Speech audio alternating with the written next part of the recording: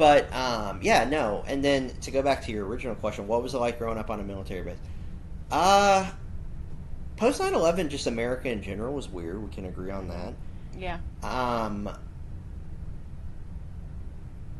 that's when I started to really understand the perils of uneducated patriotism.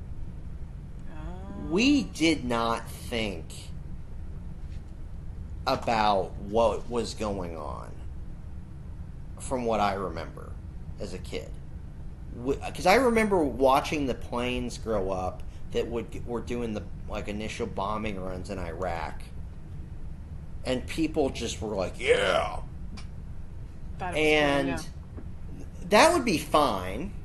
Is it morally apprehensible that we were killing innocent people? Yes, but that would be fine. The thing that I think that pisses me off more was that was going on, and at the same time, we were ignoring so much of the shit that was glaringly obvious about the financial industry that we were so caught up that's what I think pisses me off more. We put out one fire and then we weren't ignoring one Well, that was going on here yeah, for a we month weren't later. paying attention. Like we were putting out the fire in the kitchen, and the bathroom is, Mm-hmm. in flames. That's the And typical American way to just screw over us while we get involved in foreign conflicts. That's that's what we yeah, I do. mean, it kind of is because I think after Vietnam, we don't really know what we're doing, No. and theoretically, we were a reluctant world hegemonic power, so like we really don't know what we're doing. And then number two, you read the stuff that was like coming in to the Bush administration during like 2006, 2007. It's like it's right in front of you. Yeah. It's going to collapse. What are you doing? And then the funnier thing to me, and this is coming from somebody who I was a believer of Obama, they were doing the same shit. Mm-hmm. It's like, and then Obama got into becoming like a military hawk. Mm-hmm. But again, you spend time on working on Capitol Hill. The people who are working for these people are not as smart as they think they are. Because to me, true intelligence is being able to read like what's directly in front of you, and Yeah. a lot of people are bad at doing that.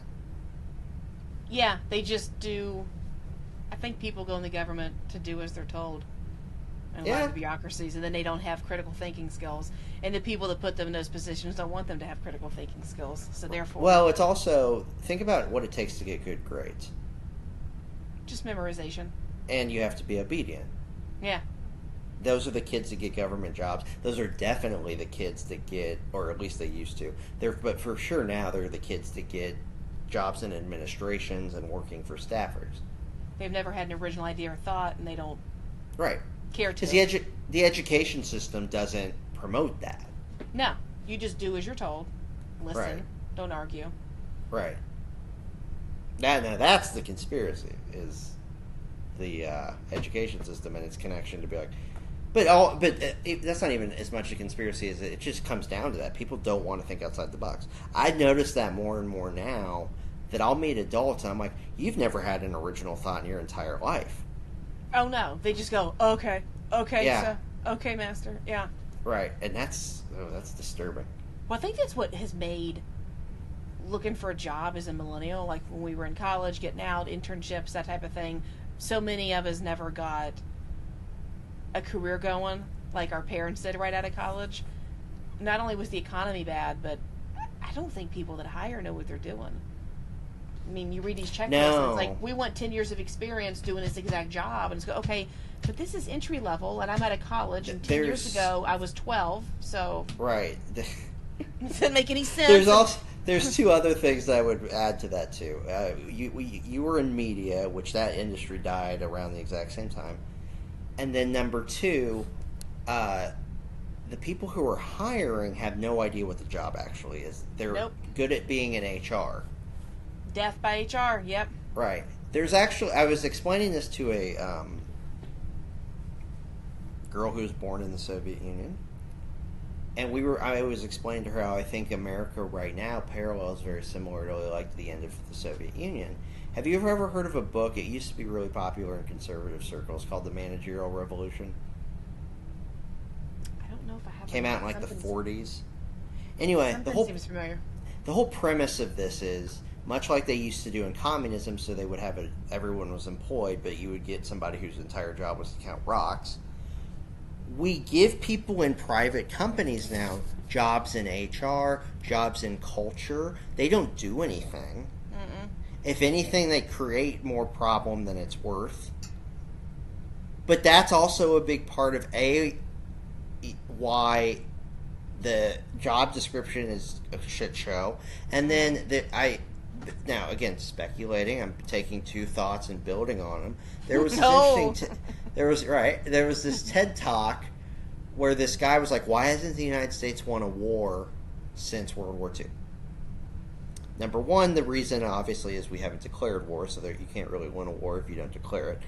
And then number two, that's how we're running the military. It's not good. No, I've met a lot of people who, I have a really good friend. She was on par to be a fighter pilot. They disqualified her 3 weeks before she left for boot camp because her mom died and she couldn't come to two of the trainings. Or not her mom. Someone in her family died. But you get what I'm saying.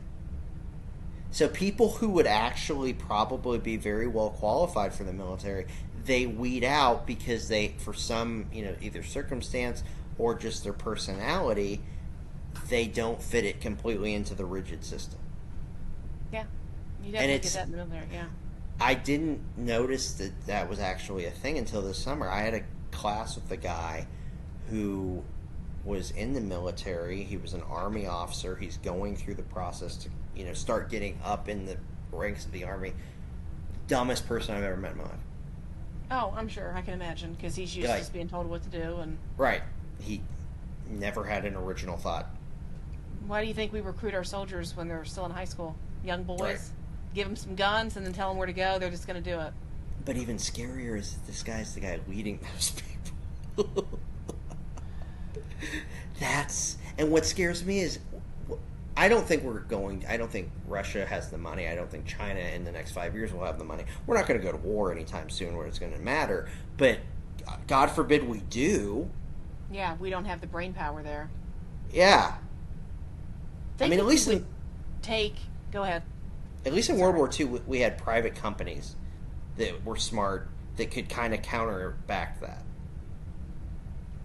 Like the reason we were just a flood of morons. Right.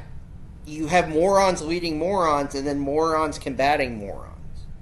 Well, think of the type of people. So you go into the military, and we just assume because you served an active duty, or maybe you didn't serve an active duty, that you're just going to naturally go up the chain and you have the managerial skills to handle things. Not necessarily. I think fighting a war, the physical component of it, is very different than planning and organizing and executing a war.